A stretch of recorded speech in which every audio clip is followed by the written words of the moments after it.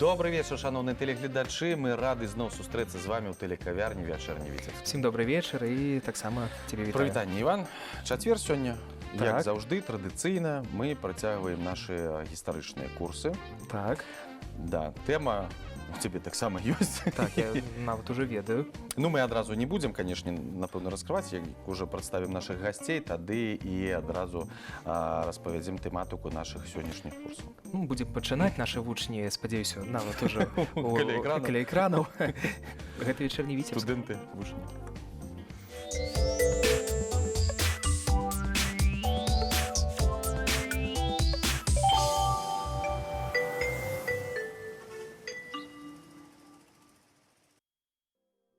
А у студії у нас кандидат гістаричних навук, доцент Денис Юрчак і Олександр Барановський, який так само вже неаднойчы був на наших курсах гістаричних, навуковий супрацовник відділу новейшей гісторії Білорусі, Інституту гісторії Національної академії наук Білорусі. Добрий вечір. Добрий вечір. І я так розумію, сьогодні у нас основним докладчиком буде Олександр, тому що це дисертація навіть, так? Так. На тему, а ось сам тему нам Олександр. Зараз буде репетиція така, в нейкім сенсі. Оборона дисертації у телеефірі. Сёння мы с вами поговорим про место и роль Витебской губернии у державно-тэрытарыяльным уладкаванні Советской Беларуси и непосредственно про вяртанне часткі тэрыторыі Витебской губернии у склад Белорусской Республики. Ну, тут можна сказати, що ми протягнемо ту тему, яку у чимсьці почали у вересні, коли Казали про Заходнюю казали Беларусь. про Заходнюю Беларусь, казали про День і год народного адзінства, відповідно, закранали тему вяртання територій Заходньої Білорусі, тому що територія білоруської совєтської державності поступово формувалася. Далеко не все, так сталося, що далеко не все, що увоходило раніше у склад той же Витебської губернії, ми не будемо брати усю БСР зараз, ми будемо все ж таки засяроджуватися на Витебщині, не все постане на перыяд фарміравання падчас этапаў фарміравання беларускай савецкай дзяржаўнасці аказалася ў складзе Беларусі, у складзе Витебскай губерніі. Ну, гэта, ў прынцыпе, было аб'ектыўна, таму што у склад Витебскай губерніі ўваходзілі асобныя рэгіёны, дзе колькасць, этнічная колькасць таго ж беларускае насельніцтва магла не дамінаваць. І зараз гэта, напрыклад, частка Латвіі. Умоўна мы ўжо не будзем так далёка лезці, мы звернемся больш да 20-х гадоў, але ўсяму гэтаму папярэднічала 19-й год. папярэднічаў 19-й год і тыя працэсы фарміравання тэрыторыі беларускай савецкай дзяржаўнасці, якія былі. Дагэтуль былі спробы стварэння беларускай народнай рэспублікі, але з улікам таго, што яна так і ніколі не стала дзяржаўнасцю. Гэта былі патужныя спробы, але гэта была своеасаблівая, у тым ліку, адна з прычын, чаму актыўна ставілася пытанне пра ўтварэнне беларускай савецкай дзяржаўнасці. Мы пра гэта таксама ў гэтай студыі казалі, калі ў нас быў Сергей Александрович Страцяк тут, дарэчы, навуковы кіраўнік Александра, таму прыгадалі ўсіх, каго толькі можна.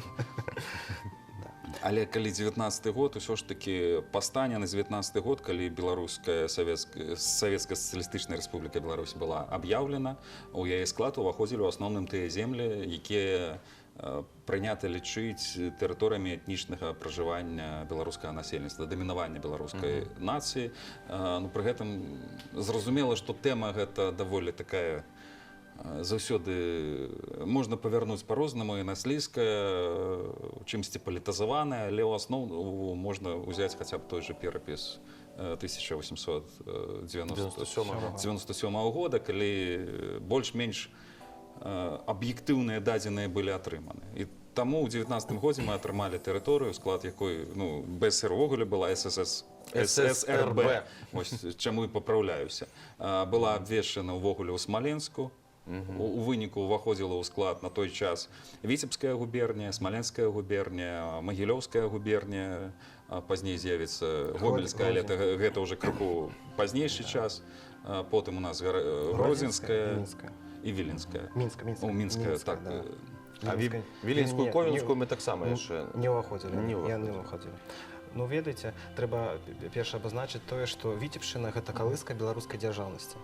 А вяртанне... Тое, што напісана у Полацку на гэтым Да, Воно так і ёсць. Яно так і ёсць, таму што мы таксама, скажем так, гэта Полацкі павет, тады уваходзіў у склад Віцебскай губерні, таму непасрэдна гэта составная частка, і пра гэта мы сёння будзем казаць. Таксама трэба яшчэ падкрэсліць тое, што важным гістарычным актам стала вяртанне ўсходнебеларускіх тэрыторый у 24 годзе, і ў тым ліку Віцебскай губерні. І калі мы гаворым пра частку тэрыторыі, то павінна ўвогуле сказаць пра тыя унутранае тэрытарыяльнае ўладкаванне, якое існавала, і ўвогуле аб чым ідзе гаворка. Значыць, сёння ў нас адміністрацыйны тэрытарыяльны аддзел, падзел, да, гэта вобласць, раён, сельсавет. У тыя часы гэта была губерня, гэта быў павет і воласць. І зразумела, калі казаць павет і раён параўноўваць, гэта не адно і тое ж, таму што павет значна быў буйнейшы за сучасныя раёны. І ўвогуле потым у 24 годзе, калі шло фарміраванне раённай сеткі, то мы бачым, што на базе некалькіх паветаў, на базе аднаго павета, значыць, утваралася некалькі раёнаў. Ну і калі непасрэдна казаць пра гэтую адміністрацыйна-тэрытарыяльную сетку, то, як ужо згадывалася, па-першае, трэба сказаць, што ў складзе павета у складзе губерні знаходзілася 3 латгальскіх павета. Гэта Дзвінскі, Люцынскі і Рэжыцкі. Цэнтры гэтых паветаў мы зараз ведаем па другімі назвамі. Гэта Даўгупілс, Лудза і Рэзакна. І непасрэдна 3 гэтыя паветы ў сакавіку 1919 года яны былі вылучаны са склада Віцебскай губерні і перададзены ў склад Савецкай Латвіі. Савецкай Латвіі. І это ўпершыню, значыць, калі прайшла дзяржаўная мяжа праз Віцебскую губерню. Перадача наша прысвечана другому разу, але цікавы Віцебшчына і Віцебская губерня цікава тым, што, значыць, на сённяшні момант па былой тэрыторыі губерні 2 разы прайшла мяжа. Наступныя тэрытарыяльныя змяненні, якія адбываліся ў губерні, это тое, што у 19 годзе ў сакавіку быў арганізаваны... Вось у нас ёсць. Да, дарэчы, тэлегледачы могуць убачыць это карту Віцебскай губерні. Гэта карта з фондаў Віцебскага абласнога краязнаўчага музея, архіва і здымкі, якія будуць таксама з музея, можна пабачыць. Датуецца яна 21 годам. Вот такая невялічкая такая тэрыторыя і зусім не нагадвае сучасная. Ну і трэба шмат часу, каб ўсё гэта прачытаць. Ну, з аднаго боку яна невялікая, а з іншага боку кажу, што прадстаўце, 2 дзяржаўныя мяжы на сённяшні момант падзяляюць некалі адзіную тэрыторыю. Значыць, у сакавіку 24 года быў арганізаваны Сурскі павет. Ён у 1802-1866 годах існаваў, але потым быў ліквідаваны. І вось мясцовая інтэлігенцыя і кіраўніцтва вырашыла яго аднавіць. Павет праіснаваў 2 гады, і ў 22 годзе ён быў ліквідаваны ў сувязі з тым, што планавалася яго аднавіць у тых межах, якія ён існаваў. Але насельніцтва, якое насяляла воласці былога павета, яно адмовілася. І ў выніку было прынята рашэнне ў 20 годзе аб ліквідацыі гэтага павета. Таксама ў 19 годзе, а ён быў, 19 год, ён такі год і ўтварэння рэспублікі, і ўвогуле тэрытарыяльных ператрубацый, у складзе павета знаходзіўся Дзісінскі павет Віленскай губерні. Ён знаходзіўся часова, і ў 20 годзе быў перададзены ў склад Савецкай Беларусі з Віцебскай губерні. Таму што, калі мы ведзем гаворку непасрэдна пра 19 год, то тэрыторыя Віцебшчыны, значыць, 1 студня 1919 года адбылося абвяшчэнне Беларускай Савецкай Сацчыснай Рэспублікі Беларусі у Смаленску. Віцебская губерня, як мы ўжо згадывалі, стала часткай гэтых тэрыторый, але без латгальскіх паветаў. Уже тады было зразумела, што вось гэтыя 3 латгальскія паветы, яны імкнуцца да Курземля і Ліфляндыі, і яны будуць перададзены. Таму без гэтых паветаў. Значыць, але атрымалася так, што зразумела, партыйнае кіраўніцтва ЦК РКПБ савецкае, яно разумела, што хутка пачнецца вайна з Польшай, бо чуткі ўжо такія даходзілі, і таму яны ставіліся да Беларускай рэспублікі не як для самастойнай рэспублікі, а проста як буфернай рэспублікі ланцугу тых рэспублік, што аддзялялі савецкую Расію ад капіталістычных дзяржаў, у тым ліку і Польшчы.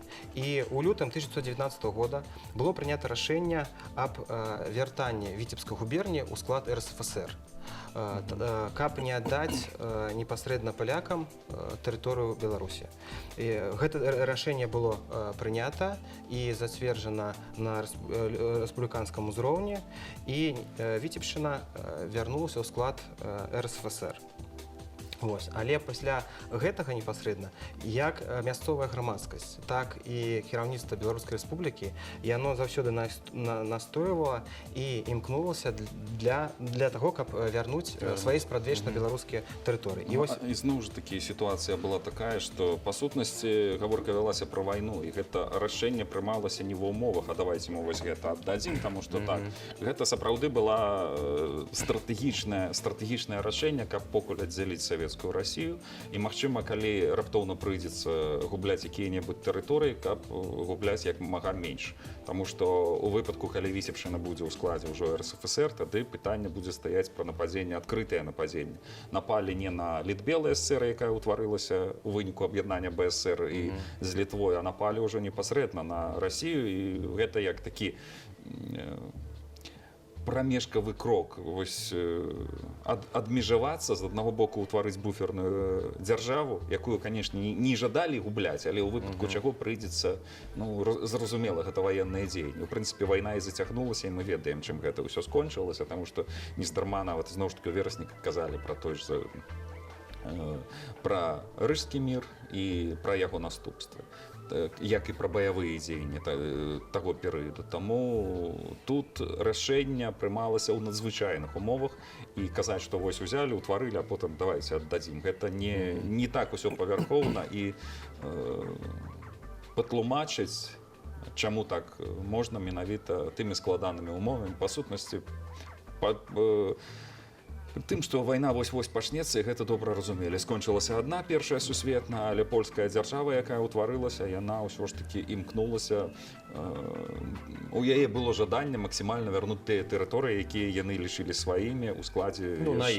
На іх думку, яшчэ ў складзе Рэчы Паспалітай. Ну і ўвогуле, польскі фактар, забегаючы наперад, ён вельмі ўплываў на вырашэнне беларускага тэрытарыяльнага пытання. Потому што ўвогуле, значыць, у 24-м годзе беларускае тэрытарыяльнае пытанне, яно і вырашалася у рамках пытання Заходняй Беларусі. Значыць, працягваючы тэрытарыяльнае ўладкаванне, яшчэ трэба адзначыць, што ў маі 19-го года у склад Віцебскай губерніі з Магілёўскай губерніі быў перададзены Сенецкі павет. Гэта было зразумела, таму што павет знаходзіўся больш бліжэйшым, чым Магілёўская губернія. Да таго ж было прынята рашэнне о арганізацыі Магілёўскай губерніі ў Гомельскую губернію. Пра што Денис Валерьевич ужо казаў. Я не сумняваўся, што ён пра сямно ўсё ж такі прыгадае. Пра радзіму сваю не ўзгадаць. Вы ведаеце, значыць... Таму што гэта важнае ўдакладненне, таму што сапраўды, хто не валодае гэтым пытаннем, часам узнікае так, а это у Магілёўскай вобласці тых часоў было яшчэ адно сямно? Не, гэта сапраўды проста частка была. Это дакладна трэба ведаць, хто займаецца сваім вывучэннем радавода, даслоўнай. Таксама гэта важна, да якія глядзіць дакументы, якіх адміністрацыйных адзінак. І, значыць, на працягу 19-20 года у склад Віцебскай губерніі яшчэ ўвайшоў Аршанскі павет, які таксама знаходзіўся у Магілёўскай, а затым Гомельскай губерніі. І ў 23-м годзе на тэрыторыі Віцебскай губерніі адбылося раёнаванне, і ў выніку гэтага раёнавання былі ліквідаваны Сенінскі, Гарадоцкі, Дрысінскія паветы. А ў сваю чаргу Ліпельскі павет быў перайменаваны ў Бачэйкаўскі. Гэта было ў сувязі з тым, што гэтыя паветы лічыліся ў эканамічным плане вельмі датацыйныя, скажем так.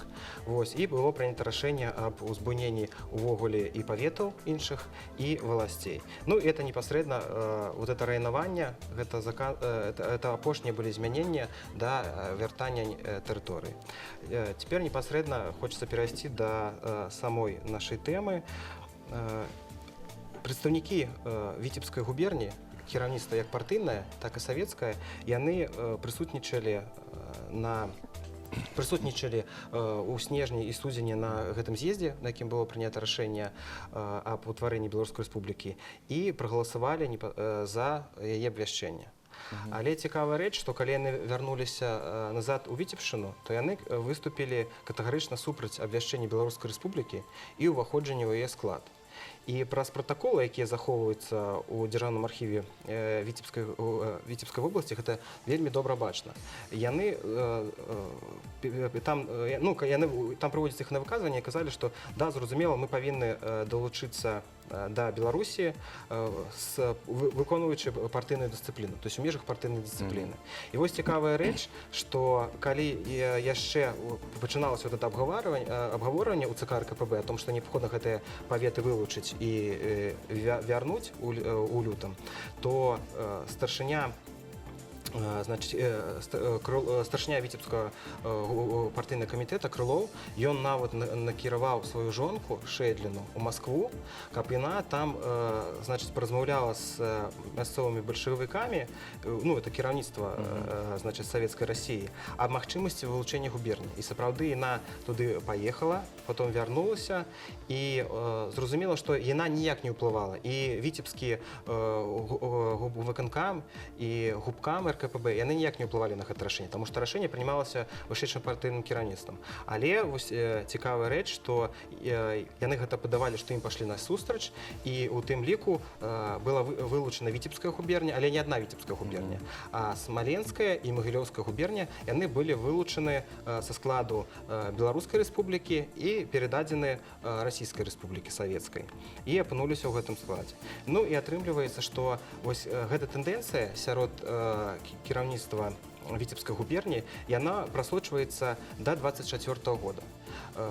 Атрымоўвалася так, што Віцебшчына, яна ж з'яўлялася прыфрантавой часткай, прыфрантавой тэрыторыяй, і шмат партыйных гэтых функцыянераў, яны былыя вайскоўцы. І зразумела, што яны былі тут сабраліся людзі з розных рэгіёнаў цэнтральнай Расіі. І яны не бачылі існавання Беларусі увогуле. Яны лічылі, што гэта увогуле гэта ўсё Расія. І таму, на іх погляд, скажем так, яны не бачылі ніякого сэнса в абвяшчэнні рэспублікі, уваходжання ў яе склад. Рабіць нейкай асобнай. Да, гэта першы момант. Другі момант гэта тое, што з эканамічнага пункту гледжання яны лічылі, што добрыя стасункі ў эканамічным плане наладжаны з Масквой і Петраградам, Санкт-Петербургам.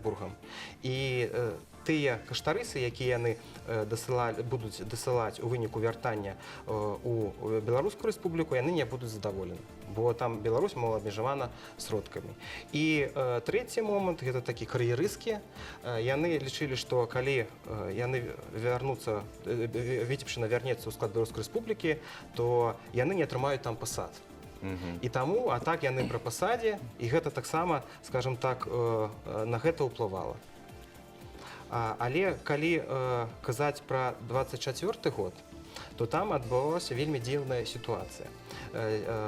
На той момант кіраўніком партыйным у Віцебскай губерні быў Медны.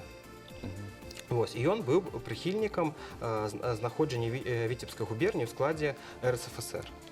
А Анохін, з'явіўся новы кіраўнік Віцебскага губвыканкама, ён падтрымаў ідэю тым, што Віцебшчына павінна вярнуцца. І ў выніку, калі рашэнне ўжо было прынята ў палітбюро ЦК РКПБ о тым, што Віцебшчына вяртаецца ў склад Беларускай рэспублікі, рашэнне гэта трэба было правесці ў жыццё. І было створана Белбюро.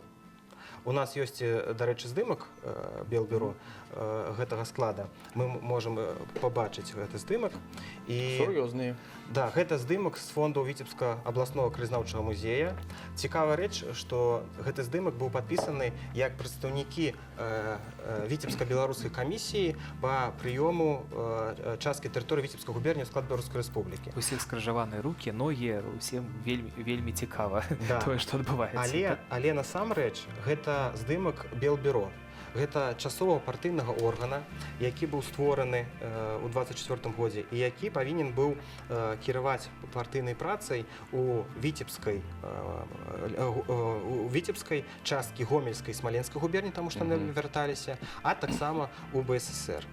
І сярод гэта камісія была, значыць, Белбюро было створана на парытэтных пачатках. Там былі прадстаўнікі як Беларускай рэспублікі, так і это РСФСР і ад губерняў, ад Віцебскай, ад Гомельскай і ад Смаленскай. Вось. І атрымалася цікавая рэч, вяртаясь да таго, што я казаў папярэдне. Анохін прыехаў у Воршу, в узловую станцыю і пытаецца у кіраўнікоў Аршанскага павета, ці ведаюць яны о тым, што губерня вяртаецца ў склад Беларускай рэспублікі. Яны сказалі, што не, ён ім распавёў, і вось яго аповед, потым старшыня партыйнага камітэта Аршанскага, ён перадаў сваёй запісцы ў Віцебск. І атрымоўвалася так, што ён сказаў, ужо пасады падзелены, было вызначана, хто займе якую пасаду ў беларускам урадзе. Аршанцы не ведаюць. Аб'яднаным, да, аршанцы не ведаюць. І, значыць, атрымалася так, што пачалося разбіральніцтва паміж губернскім кіраўніцтвам. Анохін... Ён, можа, гэтага не казаў, але зразумелі менавіта так. Да, Анохін, да, ён можа... Магла зноў вайна пачацца. Анохін падтрымаў Беларускую рэспубліку і вяртанне, а Медна выступіў супраць. І ў выніку віцебскае кіраўніцтва партыйнае прыняло рашэнне аб змяненні старшыні віцебскага выканкама. Вось. А ў сваю чаргу... Просто ўсё. Да, а ў сваю чаргу Беларуская рэспубліка звярнулася ў Маскву і было прынята рашэнне памяняць як савецкае кіраўніцтва, так і партыйнае. І ў выніку старшынём віцебскага выканкама быў прызначаны Дмітрий Филимонович Прышчэпаў. Можам пабачыць ягоны здымак таксама. І калі нашы тэлегледачы памятаюць, то ў мінулы раз, калі я быў, я распавядаў непасрэдна пра ягоны лёс і пра ягоную дзейнасць. Вось. Значыць, а партыйным кіраўніком стаў Трунтаю. І ў выніку потом, калі вярнулася тэрыторыя, Віцебшчына вярнулася, то яны абодва атрымалі пасады у БССР. А Медна, ён быў адкліканы ў распараджэнне ЦК РКПБ і там працягнуў працу. Можна яшчэ крыху вярнуцца назад, яшчэ зрабіць некалькі акцэнтаў з улікам таго, што прагучала. Сапраўды, сітуацыя была складаная, розныя падыходы, у тым ліку сярод мясцовай кіруючай эліты, партыйнай і дзяржаўнай, так скажам. Але сітуацыя абумоўлена была тым, што другое, і вяртанне, па сутнасці, аднаўлення беларускай савецкай дзяржаўнасці, ну так сталася, што БСР другі раз была ўтворана ў межах 6 паветаў Мінскай губерні. Таму пытанне не аднойчы ўздымалася пра тое, каб вярнуць тыя землі, якія можна вярнуць, таму што ў палякаў было складана, мэта гэта стаяла, але гэта была даволі доўгая, на будучыню, скажам так, мэта. А затое вярнуць тыя землі, якія адышлі часова да савецкай Расіі, ад гэтага беларускае кіраўніцтва не адмаўлялася ніколі. Дарэчы, Таму што тады той Беларусь-то... Па сутнасці, зноў вяртаецца савецкая Беларусь, з'яўляецца на палітычнай карце, яна цесна супрацоўнічае з РСФСР, больш таго, яна з'яўляецца сузаснавальнікам Саюза савецкіх сацыялістычных рэспублік, і гэта факт. Прычым на той момант якраз Віцебшчына, большая частка Віцебшчыны, ну, Віцебшчына, зноў ж такі ўсходняй, і далёка не ўсё. І ёсць яшчэ адзін нюанс. Калі мы кажам пра 6 паветаў Мінскай губерніі, варта звярнуць увагу на тое, што мяжа была на той час у Мінскай губерніі такая, што частка Віцебшчыны ўсё ж такі была ў складзе БСР з моманту яе аднаўлення. Сучасна. Гэта гаворка вядзецца ў першую чаргу пра той же Бегомаль і пра частку тэрыторыі ў межах Докшыцкага раёна. Гэта на той момант паўночная частка Мінскай губерніі, і атрымоўваецца так, што мы выкарыстоўваем тэрміналогію Віцебшчына, але зробім акцэнт, што ўсё ж такі першапачаткова частка нашых зямель сучаснай Віцебскай вобласці ўваходзіла ў склад адноўленай беларускай савецкай сацыялістычнай рэспублікі. Таму гаворка вялася пра тое, каб вярнуць іншую частку ўсходніх зямель, якія зараз фарміруюць, з'яўляюцца асноўнымі ўсходнімі раёнамі Віцебскай вобласці. І гэта пытанне абмяркоўвалася, ну, в прынцыпе, гэта пытанне ўздымалася адразу з моманту ўтварэння аднаўлення беларускай савецкай сацыялістычнай дзяржаўнасці, але вось гэта была справа не аднаго дню, Больш таго, справа зацягвалася, на што Александр, у прынцыпе, звяртае ўвагу, прыводзіць канкрэтныя факты, Не, ну у меня же знойдзеныя гісторыі там у некалькі архіве. год, гэта нават Ну, на той момент гэта працяглы час. Да, зато падзеі, якія падзеі. Ну, ведаеце, і вот заканчиваючы з губернскім кіраўніцтвам, трэба сказаць, што губернскія ўлады імкнуліся падаць стаўленне мясцовага насельніцтва да пытання дзяржаўнай прыналежнасці тэрыторыі Віцебскай губерні такім чынам, каб паказаць адсутнасць беларусаў у губерні і неабгрунтаванасць яе вяртання ў склад БССР.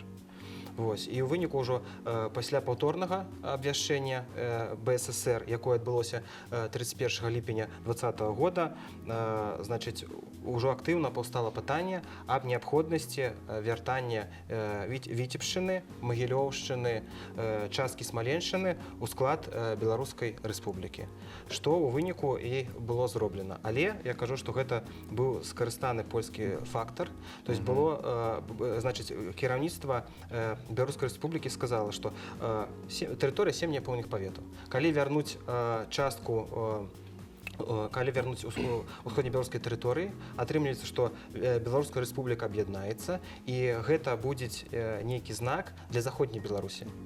Што, паглядзіце, і для міжнароднай вяртайцеся дадому. Да, міжнароднай супольнасці, што вось Беларуская Рэспубліка гэта не буферная нейкая рэспубліка, а это сапраўды краіна, і беларуская нацыя, яна аб'ядноўваецца вакол Мінска, і гэта цэнтр, і зразумела, што заходняя Беларусь, якая была аддзелена ад гэтай, яны павінна, значыць, вярнуцца. І зразумела, што паколькі ўжо Рыжскі мір быў заключаны, адбылася стабілізацыя мяжы, зразумела, што ўжо не было чакання, што адбудзецца вайна, і таму кіраўніцтва ўжо савецкае, яно пагадзілася на гэта, на тое, каб зрабіць гэта вяртанне, але атрымалася, што у кіраўніцтва было, скажем так, больш глобальныя планы, але падчас першага вяртання ў 24 годзе гэта не ўдалося,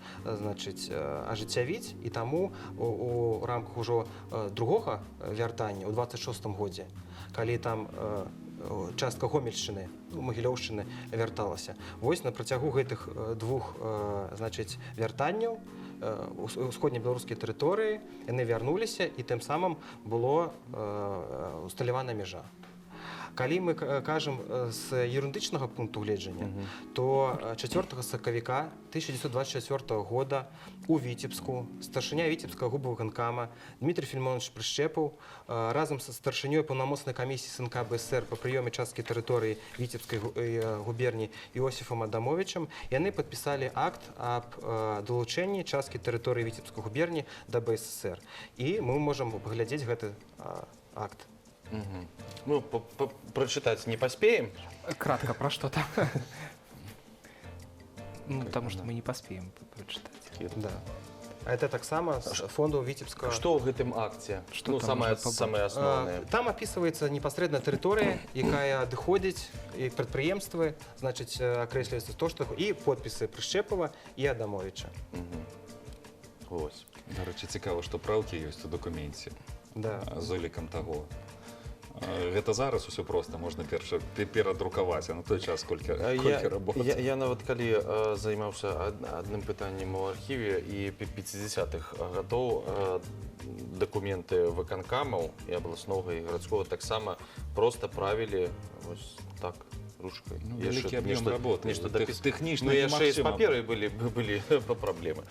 Так, я думаю, што зараз нам трэба зрабіць невялічкую паузу, паглядзець, Ваня, што мы паглядзім? Арт-аб'ект? Вось.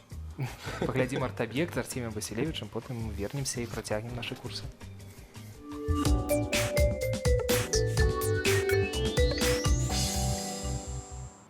В июне 2021 года Беларусь будет встречать начало одной из самых страшных и горьких страниц своей истории – Великой Отечественной войны. Белорусская земля сохранила множество ужасающих памятников человеческой жестокости, человеческого зверства, а также человеческой любви, стойкости и мужества. С прошествием десятилетий открываются все новые и новые факты и свидетельства той войны, порождая новые памятники. В парке партизанской славы имени Миная Шмырева находится один из самых трогательных и страшных напоминаний о той войне. Памятник детям войны был открыт в Витебске 25 июня 2011 года. Автором композиции стал известный витебский скульптор Валерий Владимирович Могучий. Скульптурная композиция изображает двоих детей, сидящих на обломках разрушенного дома. Мальчик-подросток держит на руках маленькую девочку, протягивая ей кусок хлеба. Трагизм композиции, заключенный в беззащитности детей, девочки, прижавшейся к старшему ребенку, словно желающей спрятаться от окружающего ее ужаса. Кусок хлеба, символизирующий их последнюю надежду и веру в победу и доброту, вряд ли смогут оставить равнодушными любого, принесшего сюда цветы. Памятник детям войны стал отражением огромной трагедии всего белорусского народа. Только весной 1944 года из Витебска в Германию было угнано 2500 детей. Еще 6000 детей вместе со своими родителями стали живым заслоном для отступающих немецко-фашистских захватчиков. История жестокий учитель, не щадящий тех, кто не учит ее уроков. Спустя 80 лет после начала Великой Отечественной войны еще слышны ее отголоски. Еще чувствуется та боль, которую пришлось пережить и нашему народу, и нашей стране.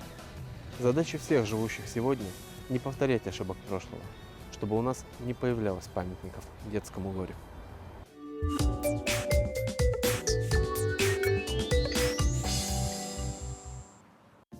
Ну, а мы зноў вяртаемся да даты 4 сакавіка 1924 года. Да, подписання акта аб вяртанні часткі тэрыторыі Віцебскай губерніі ў склад Беларускай Рэспублікі. І трэба сказаць, што працэс вяртання часткі тэрыторыі Віцебскай губерніі у адрозненні ад часткі вяртання Гомельскай і Смаленскай меў значныя асаблівасці.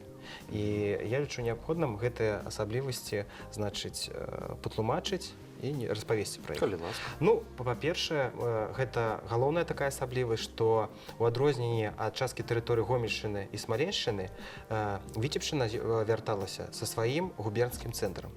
І атрымоўваецца, што мы кажам, што вось 6 няпоўных паветаў Мінскай губерні, Мінск, а тут вяртаўся, значыць, другі цэнтр, да, Віцебск буйнейшы. Таксама буйныя гарады такія, як Полацк, як Орша вярталіся. І зразумела, гэта, значыць, чаму потым, я скажу пра гэта ніжэй, была праведзена рэформа, у выніку якой перайшлі ад сістэмы павет і губерня да сістэмы раён і вобласць. А мы сказали Витебск, Полоцк, Орша, а з Могилевым, з Гомелем? Там Як там, значыць, як зразумела, што і Смаленск, і, значыць, і Гомель, яны заставаліся ў складзе яшчэ РСФСР. Это яны заставаліся, Смаленскі да сённяшняга моманту захаваўся, а Гомель будзе перададзены падчас другога вяртання ў 26 годзе. Вось. Другая асаблівасць гэта тое, што партыйнае і савецкае кіраўніцтва, ўжо новае абранае, гэта вось, как мы казалі, Прышчэпаў, яно ўжо падтрымлівала цалкам пазіцыю Беларускай Рэспублікі. Яно імкнулася хутчэй гэта ажыццявіць у адрозненні ад кіраўніцтва Гомельскай і Смаленскай губерні. Таму што мясцовае кіраўніцтва там, яно імкнулася вывесці ўсё мажлівае з той тэрыторыі, якая перадавалася і вярталася ў склад Беларускай Рэспублікі. То есть на тэрыторыю РСФСР вывозілася абсталяванне, перамяшчаліся лепшыя кадры. Вось. І з Віцебшчынай, зразумела, такога не назіралася. Трэцяя асаблівасць гэта тое, што прыёмка часткі тэрыторыі Віцебскай губерніі яна была апошняй для паўнамоцнай камісіі па прыёму тэрыторыі. Чаму была апошняй? Таму што да апошняга вырашаўся лёс 3 паветаў. Гэта Велічскага, Невельскага і Себежскага. І вось пасля таго, як гэты, значыць, лёс быў вырашаны, было прынята рашэнне. Значыць, працэс вяртання, як я казаў, суправаджаўся правядзеннем адміністрацыйна-тэрытарыяльнай рэформы УБСР. У самым пачатку я згадваў, што ў 23-м годзе на тэрыторыі Віцебскай губерні было праведзена раёнаванне. І значна былі ўзбуйнены воласці, і паветы. У БСР гэта не адбывалася. І таму было прынята рашэнне, паколькі я кажу, што два такіх цэнтра аб'ядналіся ў адной рэспублікі і вярнуліся, гэта Віцебск і Мінск, было прынята рашэнне правесці раянаванне Беларускай рэспублікі.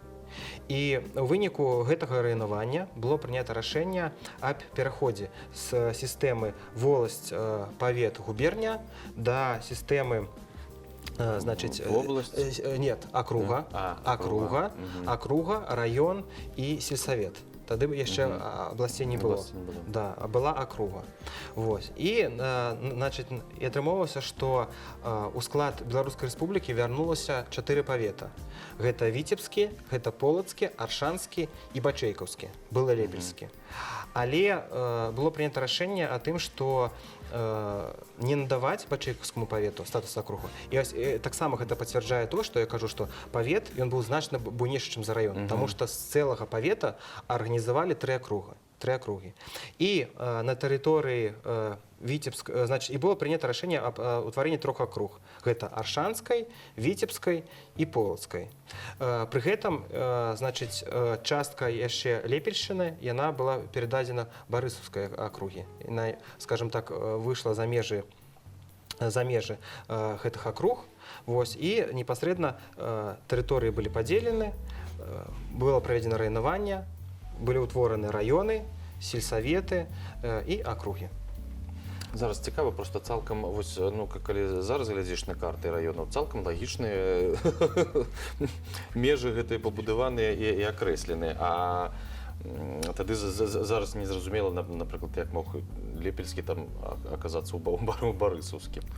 Ну, межы змяняліся. Тут увогуле мы ж казалі калісьці пра адміністрацыйныя падзелы, і асабліва вось гэты перыяд даваенны, ён не самы стабільны перыяд у гэтым плане. Нездарма потым будзе адмова ад акруг, а потым у выніку мы прыйдзем да ўтварэння абласцей ўжо ў 38-м годзе, але гэта будзе складаны працэс, тым больш, што паглядзець, і зноў ж такі вельмі часта ў нас асацыяцыя ідзе, што Віцебская губернія, пра якую мы сёння прыгадвалі, першапачаткова ад чаго адштурхоўваліся, яна зусім не супадае з Віцебскай вобласцю. Нездарма тыя ж латгальскія тэрыторыі, нездарма тыя ж тэрыторыі, якія зараз у складзе Расійскай Федэрацыі знаходзяцца, а наадварот тэрыторыя вобласці на той момант гэта Віцебская губернія, гэта Мінская губернія, вось той самы Бягомаль.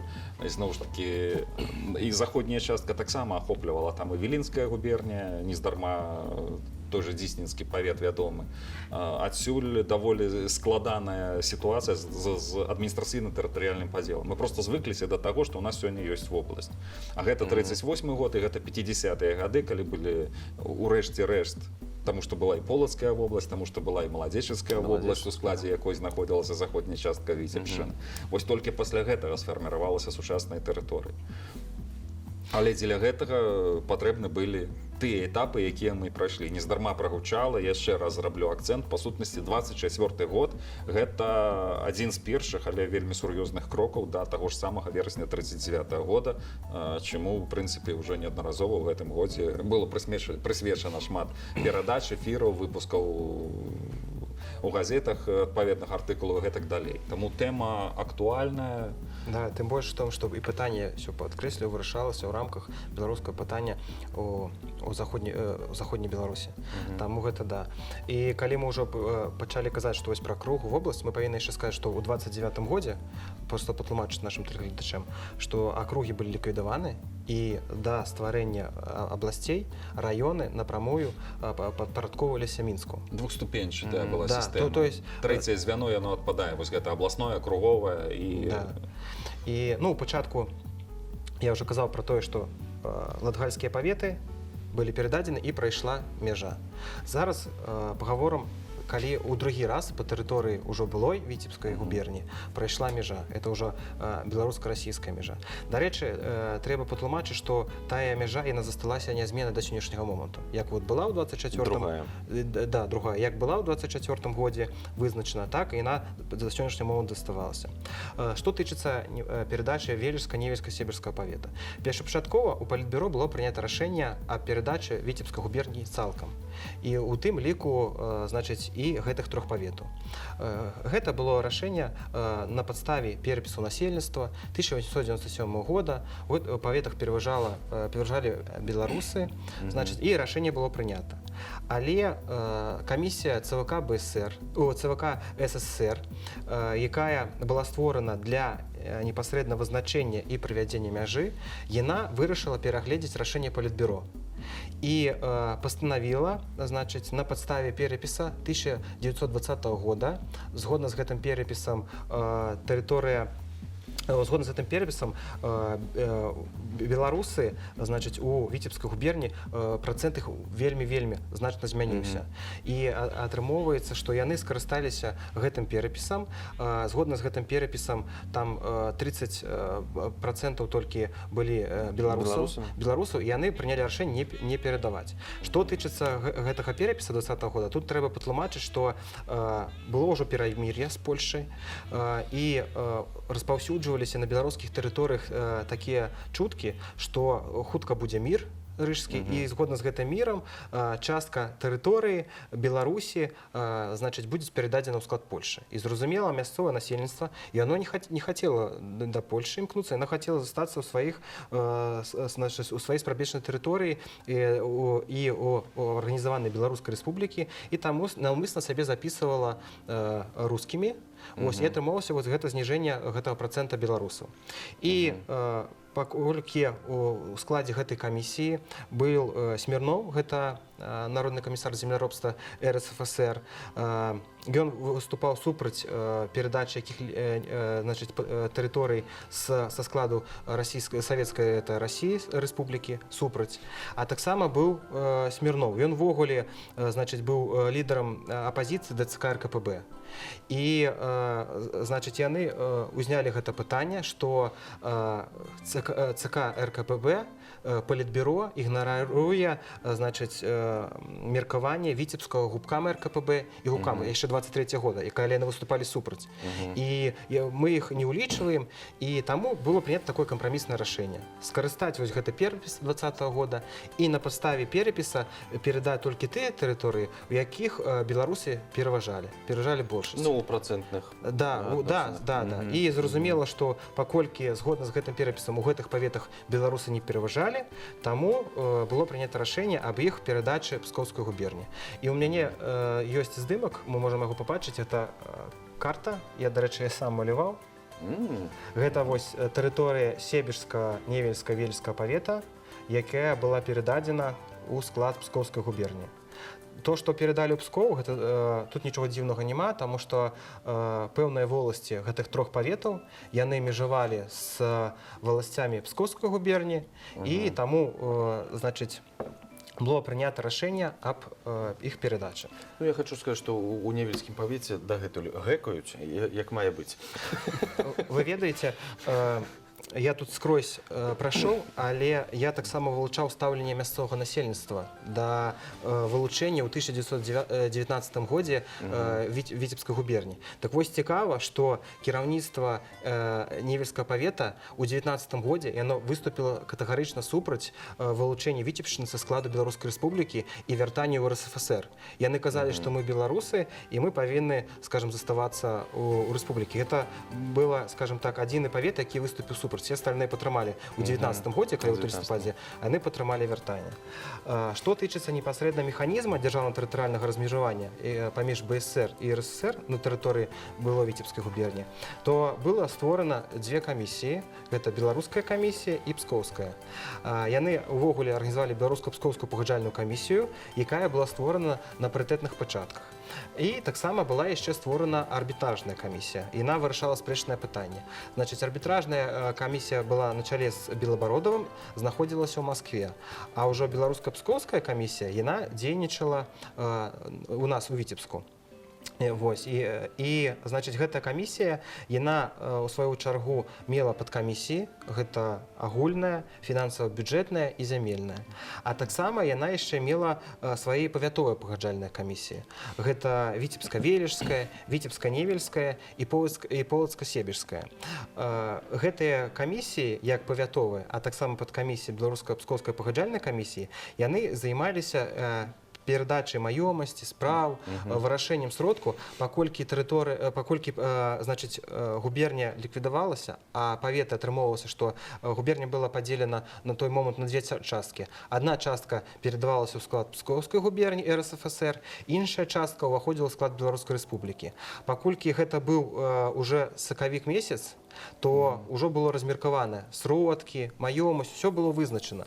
І таму, значыць, камісія гэта павінна была заняцца тым, што яна як бы размяжоўвала, што, каму і колькі, скажем так, што каму і колькі. Ёсць што дзе калі, а тут што каму і колькі. Да, і ў выніку гэтыя спрэчкі, яны былі нават да 27-го года. Яны яшчэ не вырашылі, значыць, там праз дакументы цікавыя прасочваецца вось такі адзін з прыкладаў. У Себежы была пажарная машына, губернскае кіраўніцтва віцебскае напярэдадні вяртання яе забрала і паабяцала, што будзе некалькі падвод з конямі, і потым пасля ремонту будзе гэта пажарная машына. Значыць, і там, значыць, яны пішуць, што машыну забралі, коні не далі, потым машыну не вярнулі, і што рабіць, але абяцалі. Ну, а ў выніку, значыць, з гэтымі спрэчкамі потым вырашаў Пскоўскі губвыканкам і ўжо кіраўніцтва Беларускай Рэспублікі. Яны непасрэдна займаліся вырашэннямі гэтымі пытаннямі, і ўжо кіраўніцтва Беларускай Рэспублікі як пераемніца Віцебскай губерні яны вырашалі. Ну і трэба сказаць, што шмат з кіраўнікоў Віцебскай губерні яны занялі пасаду. Ну, мы разгадывалі Дмітрия Філімоновича Прышчэпава, які ўзначалі ў 24-м годзе савецкую непасрэдна лінію кіраўніцтва ў губерні, і потым ён стаў наркамам земляробства БССР. Таму шмат хто з віцебскіх. І ўвогуле, вось мы мінулы раз прыгадывалі, я лічу, што было б добра, каб у Віцебску з'явілася, напрыклад, вуліца імя Прышчэпава, таму што гэта чалавек, які падпісаў гэты акт. Непасрэдна пры ім Віцебшчына вярнулася ў склад Беларускай Рэспублікі. Вось, ну і калі было прынята рашэнне аб перадачы паветаў Велічка-Невельска, яны былі перададзены, і паўстала пытанне аб мяжы. Вось непасрэдна аб фарміраванні мяжы. І ўжо на працягу красавіка-мая 24-го года дадзеная камісія, беларуска-пскоўская, ей было даручана таксама прыняць удзел у фарміраванні гэтай мяжы, і, значыць, фарміраванне мяжы адбывалася на 3 участках і мела, ў сваю чаргу, кампрамісны характар. І вось чаму ў самым пачатку я казаў, што вельмі важна патлумачыць гэта тэрытарыяльнае уладкаванне Віцебскай губерні. Чаму? Таму што ў 23-м годзе, я ўжо згадываў, што адбылося раёнаванне, у выніку якога былі узбоенены воласці і паветы. Ну, там, я казаў, што быў ліквідаваны Сенінскі, Дрысінскі, Градоцкі. Гэта важна тым, што значная тэрыторыя вось гэтых паветаў, скажам, якія межавалі з Велічскім, Невельскім, Себежскім, яна, ну, маецца на ўвазе вось Градоцкі. Градоцкая павета, яна апынулася ў складзе Велічска-Невельска, Себежскага павета. Так? І тут паўстала пытанне, як перадаваць, значыць, гэтыя тэрыторыі, як праводзіць мяжу. Калі б не было гэтага раёнавання, то зразумела бы, проста мяжу зрабілі бы вось як прапановаў беларускі бок. Беларускі бок прапановаў, значыць, взяць за аснову адміністрацыйную мяжу, якая існавала паміж гэтымі паветамі, гэта значыць да раёнавання. І ўсё. А тую тэрыторыю, якую перадалі, значыць, гэтыя паветы 3 паветам, не лічыць, а вярнуць у склад Беларусі ўжо, ну, як пераемніца. У сваю чаргу пскоўскі бок і, значыць, мясцовыя ўлады гэтых 3 паветаў, яны, зразумела, імкнуліся перадаць, щоб правесці мяжу так, чтобы гэтыя паветы ўзбуйненыя ўжо. Яны адайшлі ў РССР ўжо ўзбуйненыя. І правесці мяжу, значыць, згодна, непасрэдна згодна гэтай прапановы. Ну і ў выніку я кажу, што гэта быў кампрамісны характар. Таму што калі межа на віцебска-вележскім і віцебска-невельскім участках, яна была акрэслена беларуска-пскоўскай пагаджальнай камісіяй, і усе з ёй пагадзіліся. Значыць, вызначылі і пагадзіліся. Але межа паміж, значыць, на полацка-себежскім участку яна выклікала вострую дыскусію. Тут ні беларускі, ні пскоўскі бок не хацелі суступаць друг другу. А, значыць, гэтым, як кажуць, камнем прыкнавення стала дзве воласці: Асвейская і Юхавіцкая воласць. І, значыць... Асвейская яна засталася. І Юхавіцка таксама засталася ў складзе Беларускай Рэспублікі, таму што арбітр Белабародаў, ён стаў на бок Беларусі, значыць, падтрымаў пазіцыю беларускага кіраўніцтва, прадстаўнікоў беларускай камісіі, і ў выніку гэта тэрыторыя, значыць, гэта две воласці Асвейска і Юхавіцка, яны аказаліся ў складзе Беларускай Рэспублікі. Былі вылучаны, значыць, і перададзены, значыць, з себежскага павета. Так вось, сама цікавае, што у чым аргументацыя была бакоў. Зразумела, кіраўніцтва Беларускай Рэспублікі казала, што там і перавага беларусаў, і што з эканамічнага пункту гледжання яны імкнуцца да Віцебшчыны.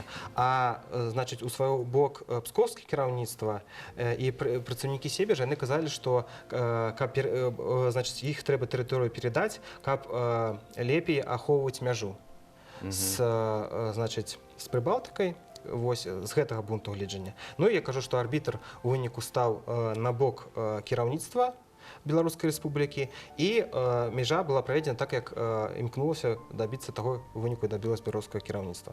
Значыць, і такім чынам, вось на гэтых трох участках была праведзена межа, і тым самым, як я кажу, што гэта межа засталася нязменная з 24-го года. У меня недавно вышел артыкул, дзе я прыгадываю, як кіраўніцтва Беларускай Рэспублікі, яно, калі імкнулася у 26-м годзе вярнуць эту частку тэрыторыю Гомельшчыны вярталася, яно непасрэдна ўздымала пытанне аб вяртанні гэтых трох паветаў. А потым яно ўздымала гэта пытанне падчас у 29-м годзе. То есть на працягу 26-го і 29-го года беларускае кіраўніцтва, яно імкнулася гэтыя паветы, значыць, вярнуць у склад Беларускай Рэспублікі. Але зразумела, што як, значыць, пазіцыя СССР і РСФСР, яна была, значыць, наступная, што гэта пытанне было вырашана ў 24-м годзе. Опять прыводзілася, значыць, перапіс насельніцтва. Вось. Пры гэтым кіраўніцтва Беларускай Рэспублікі накіроўвала туды лінгвістычныя, этнаграфічныя экспедыцыі. Усё сур'ёзна. Да, і прыводзіла дадзеныя, но але рашэнне засталося нязменным, і вось на падставе гэтага яны засталіся ў складзе і знаходзяцца там да сённяшняга моманту, вось, у складзе ўжо Расіі, а межа засталася нязменная. Вось, і ўсё. На гэтым сёння ўсё. У нас была такая тэлеверсія абароны дысертацыі Александра Паважаныя калегі, ці Барановскага. ёсць дадатковае пытанне? Оппонентам дадуць слово? Калі хто захоча больш паpoўны варыянт, гэта ўжо непасрэдна да Александра можна звярнуцца. Дзякую вялікі, таму што, ну, я так крыху вывучаў гэта пытанне, для мяне сёння былі цікавыя моманты, якіх я, скажам, не ведаў, ці нешта мне стала зразумелым. Дзякуй вялікі, ну, нам застаецца музычны нумар. Напрыканцы гэта будзе Діана Селіванова. З вамі развітваемся, і курсы па гісторыі будуць працягвацца, таму сачыце за анонсамі, і вы можаце пабачыць папярэднія выпускі ў YouTube. На гэтым усё, пакуль.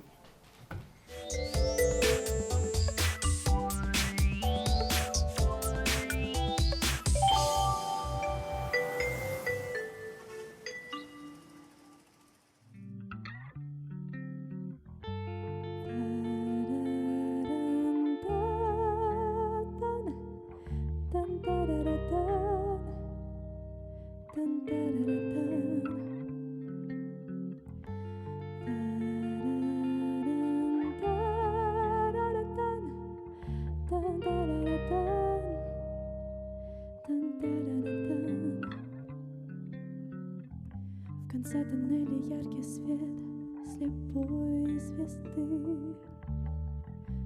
Подошвы на сухой листве оставят следы. Еще под кожей бьется пульс и надо жить. Я больше, может, не вернусь, а может, и я с тобой останусь. Останусь пеплом на губах, останусь пламенем в глазах, в твоих руках дыханием ветра. Останусь снегом на щеке, останусь светом вдалеке. Я для тебя станусь светом. Дан-да-да-да-дан, дан-да-да-да-дан.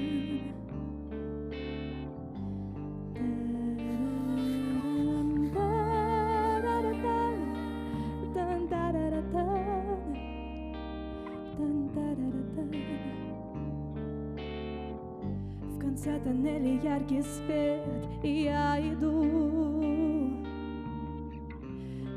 по выжженной траве, по тонкому льду. Не плачь, я боли не боюсь, ее там нет.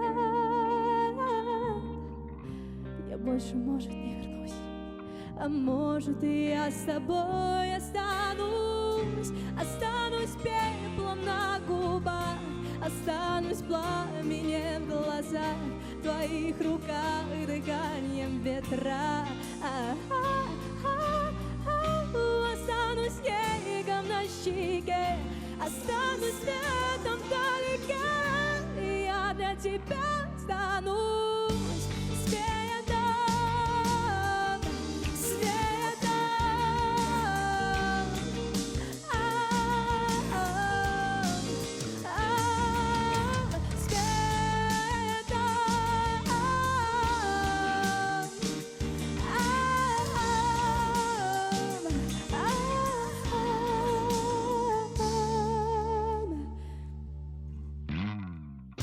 Останусь пеплом на губах, останусь пламенем в глазах, в твоих руках дыханием ветра. Останусь снегом на щеке, останусь светом вдалеке. Я для тебя останусь светом.